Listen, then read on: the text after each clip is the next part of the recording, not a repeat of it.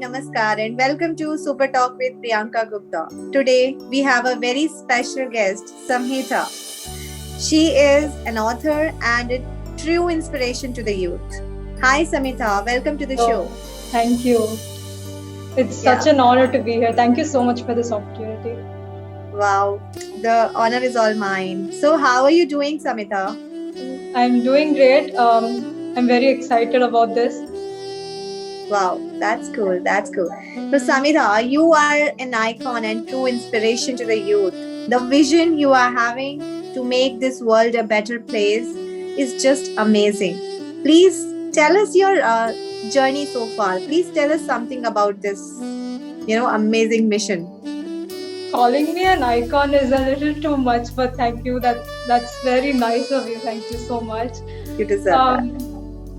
Um, thank you.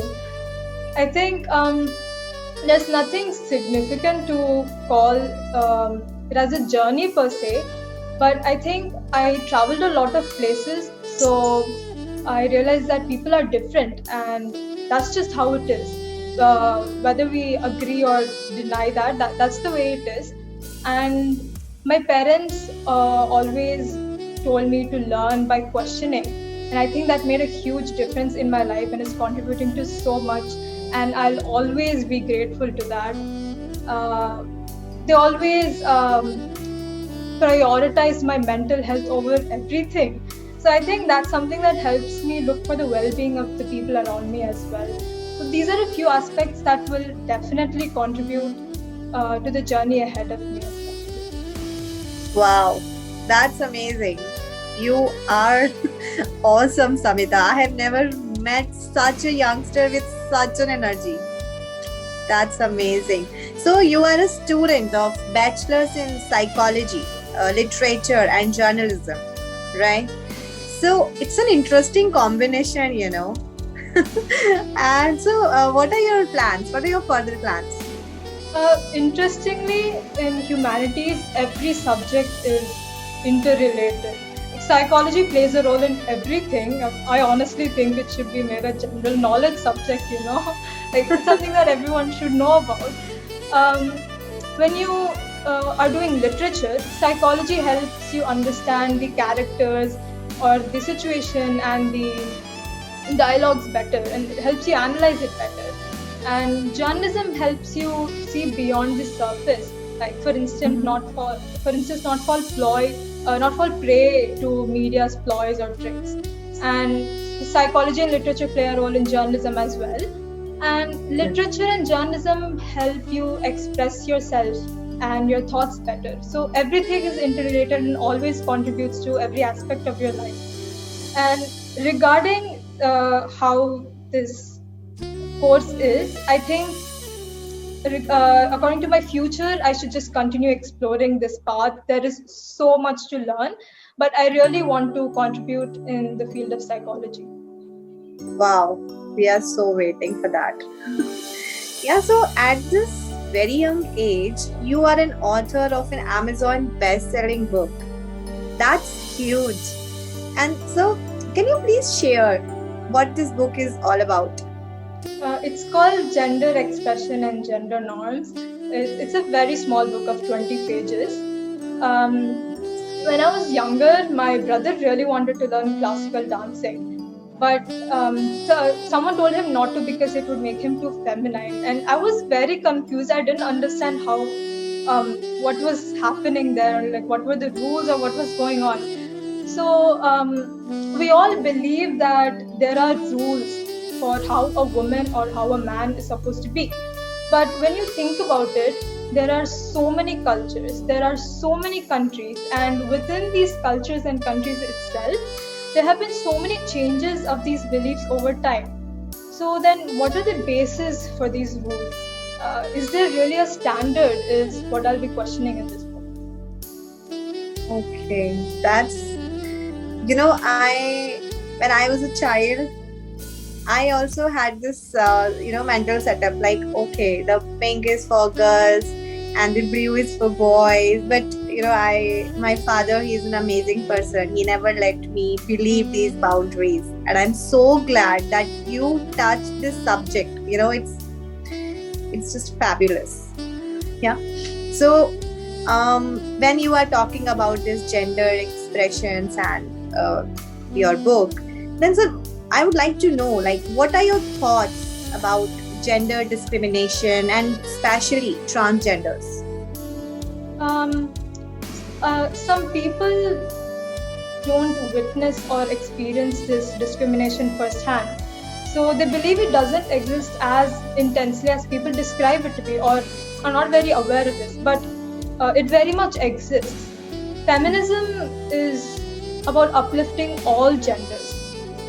Earlier, I think it was fighting against the discrimination by law, but now, although an aspect of that exists as well, it's more about fighting against the mindsets of society. So you can't really see it right now, you know. So I think that's where an issue occurs when you're talking about gender discrimination. But gender discrimination, any discrimination, is just very sad because we're such a beautiful society with so much potential, and this conscious or unconscious belief that I am better than a group of people or an individual or that someone's lesser than me is very conceited, unjust, and wrong. When we're talking about transgender people, for example, they were a part of Indian culture and Indian society for very long. But this view changed after colonization. So, what is the basis for this discrimination? I think we are all human. We are all created by the same universe. And we are a species of love. So, we all deserve equal rights and we all deserve love. That's a different angle of love you are telling us about. It's so beautiful. Samita, so is this your first writing or you have a whole journey in this field so far? Well, I think this is the biggest step I've taken so far. But a poem of mine called C, which is about cell phone addiction, got selected and published in this anthology called In Real Life. And yeah, that was actually my first ever it was the first ever experience of publishing anything, so it was very special to me. I also recently won a writing competition by by Writefluence called Dear Ma, and it'll be publishing with 19 other winners. So yeah, I'm looking forward to that as well. I'm really hoping to publish an anthology of my short stories and have plans to write historical fiction. So I hope everyone looks forward to it. Yes, definitely. I myself, as a reader, I get excited to read such stuff. That's amazing. That's cool. So, what are your other hobbies? My mother is a classical dance teacher and my grandmother is a Carnatic singer. So I occasionally learn from the both of them. It's a very beautiful environment to learn in. Wow. I really enjoy painting with all sorts of mediums like oil paints or acrylics, watercolors.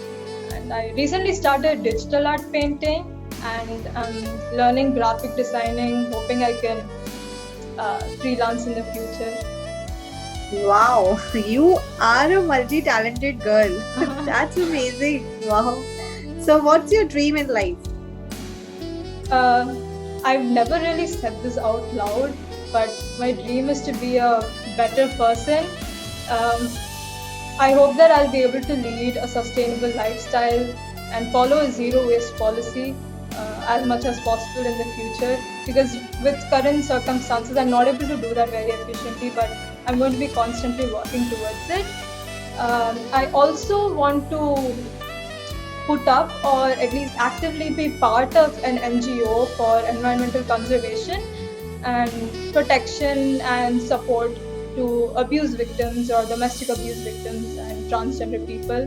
So I think from now onwards I'll constantly be working towards that dream. Wow, Samita, if our even the whole world will have even 10% of youth thinking like you, the mother nature is going to rock, she's definitely going to dance one day. I'm sure a lot of people are working towards this, and I think that's why the youth can Yeah. make a huge difference. Yes, and you are one of them. Great. So okay, like you are such a powerful person. So like what makes you smile? I'm wondering what makes you smile and what scares you the most? Uh, I think when people are being very passionate about something, and like if I'm watching that, I think it's such a precious thing when someone's passionate about something. So I think that's something that will make me smile. What scares me, I think not being heard, and that's probably why I write a lot. And I'm also scared of injustice and people's judgment. That actually scares me too. That's, and you are seriously a selfless person, I can see. Yeah. So tell me about your biggest strengths and biggest weakness. I'm really curious to know. Strength, I'm very easily moved by the smallest of things. I find like even the smallest of things very beautiful, and though sometimes it might come off as a weakness, but it's something that motivates me a lot, so I think I'd consider that a strength. And my weakness is that I'm a very anxious person and I overthink a lot, so that can be a barrier sometimes, but I'm learning to move ahead with feeling anxious, so I think that helps a little. You're so honest. No, I like it. I really like it. So, being a strong woman, what message would you want to give all women around the world?